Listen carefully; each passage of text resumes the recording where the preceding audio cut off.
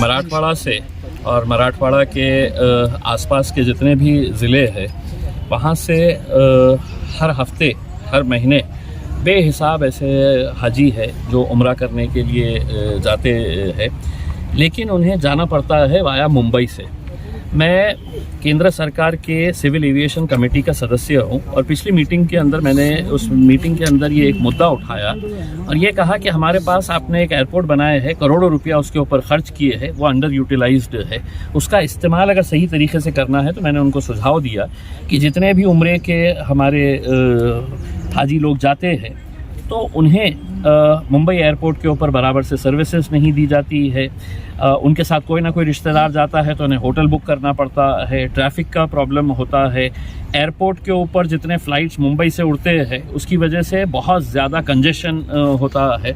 तो मैंने उनको ये सुझाव दिया था कि औरंगाबाद के अंदर एक एयरपोर्ट है जिसमें हर तरह की फैसिलिटी मौजूद है। सिर्फ इमिग्रेशन का अगर एक काउंटर अगर खोल दिया जाए तो हम डायरेक्ट औरंगाबाद से फ़्लाइट्स ऑपरेट कर सकते हैं। ज्योतिरादित्य सिंधिया साहब ने इस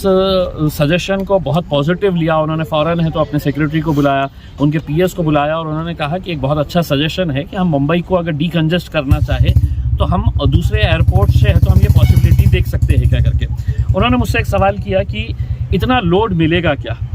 तो मैंने तो उनको फ़ौरन हाँ कर दिया था कि हाँ साहब 100% मिलेगा आपको लोड। उन्होंने मुझसे कहा कि अगर टूर ऑपरेटर्स जो है वो लिखित के अंदर हमें दे देते हैं कि हम इतने टिकट्स एडवांस के अंदर लेने के लिए तैयार है तो फिर हम एयरलाइन के साथ बात कर सकते हैं। उन्होंने अपने पीएस से कहा था कि आप इम्तियाज़ अली साहब के साथ बैठ के है तो उनके जितने भी लेटर्स ये वो आ रहे हैं वो लेटर्स ले लीजिएगा, फिर हम इसके लिए एक सेपरेट मीटिंग। तो उसी के तहत मैंने आज के दिन जितने भी टूर ऑपरेटर्स हैं हज उम्रा के उनको बुलाया, उनके साथ गुफ्तगू की और बहुत सारे मुद्दों के ऊपर चर्चा किए और मुझे एक ऐसा पॉजिटिव रिस्पांस यहाँ से ऐसा मिला है कि ये सभी लोग बहुत ख्वाहिशमंद है कि यहाँ से अगर डायरेक्ट फ़्लाइट्स अगर मिलती है तो सभी के लिए फ़ायदेमंद रहेगा। क्योंकि आज अल्हम्दुलिल्लाह इतना बड़ा एक हज हाउस हम बना रहे हैं। हज के लिए है तो साल में एक मरतबा वो हज हाउस का इस्तेमाल किया जा सकता है, लेकिन उम्रा के लिए तो साल के 12 महीने है तो लोग जाते हैं, तो यकीनन उसका भी हम फ़ायदा उठा सकते हैं। और एक मरतबा जब इंटरनेशनल फ़्लाइट्स यहाँ से ऑपरेट होना शुरू हो जाएगी तो आप ये समझ लीजिएगा कि यहाँ की होटल इंडस्ट्री बढ़ेगी, यहाँ की ट्रैवल इंडस्ट्री, यहाँ पे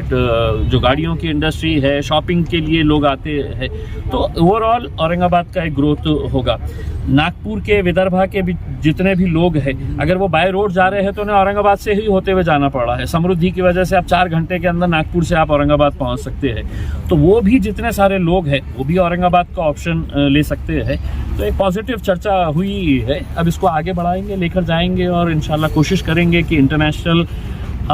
उम्रा की जो फ़्लाइट्स है वो औरंगाबाद से निकले, उसके अंदर शिफ्ट करेंगे। मेरा ये कहना है कि हज हाउस जो है वो माइनॉरिटी डिपार्टमेंट के अंदर आता है, वक्फ बोर्ड भी माइनॉरिटी डिपार्टमेंट के अंदर, लेकिन वक्फ की अपनी ज़मीनें हैं। आप अपना वक्फ बोर्ड का ऑफिस है तो आप है तो बनाइएगा उसमें, या नहीं तो हमारी जो लेबर कॉलोनी के अंदर जो मिनी मंत्रालय हम बना रहे हैं उसमें तमाम गवर्नमेंट के जो ऑफिसेज हैं वो उसी लेबर कॉलोनी के अंदर आने वाले हैं। तो मैंने कहा कि आप लिखित के अंदर दे दीजिएगा कलेक्टर को कि लेबर कॉलोनी के अंदर भी हमारा वक्फ बोर्ड का ऑफिस है तो वहीं पे आप तामीर कर दीजिएगा करके। लेकिन ये हज हाउस के अंदर जो घुसने की कोशिश की जा रही है मैं उसका विरोध किया हूँ। दूसरे मेंबर्स उसके ताल्लुक से बहुत ज़्यादा पॉजिटिव नहीं है, लेकिन मैं उनको भी समझाने की कोशिश करूँगा कि अगर हज हाउस हमारा अगर हम सिर्फ हाजियों के लिए जो उम्रा पे जाने वाले लोग हैं उन लोगों के लिए अगर रखते हैं और इंटरनेशनल फ़्लाइट्स यहाँ से ऑपरेट होती है तो यकीनन इसका फ़ायदा होगा। कल अहमदनगर में 20 तारीख को जुमा के नमाज के बाद में अहमदनगर शहर के तमाम जो अहमदनगर के जाने मानी शख्सियत थे सब पूरे और वह इकट्ठा हुए थे, जिसमें हम कलेक्टर साहब के पास में जाके भोसले साहब के पास में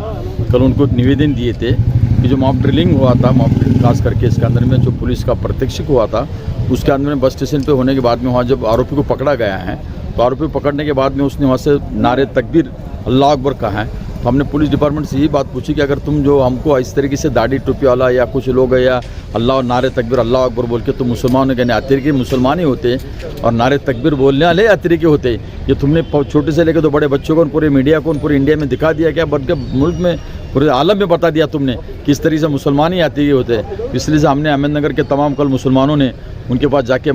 कलेक्टर साहब के पास और एसपी साहब के पास में बाकायदा निवेदन दिए। एसपी साहब से मुलाकात करके हमने एसपी साहब के पास में ये मांग रखी है कि जो ऐसे करने वाली जितनी भी टीम थी उनको सस्पेंड किया जाए। इनकी ने खास करके सस्पेंड किया, हमने खास करके मांग की थी और निवेदन दिया है। तो एसपी साहब ने हमको उस वक्त वादा करे थे कि हम इंशाअल्लाह इसकी इंक्वायरी करते और आपको जल्द से जल्द इसका रिप्लाई दे देगा। मेरा नाम शौकत भाई तामुड़ी, अहमदनगर।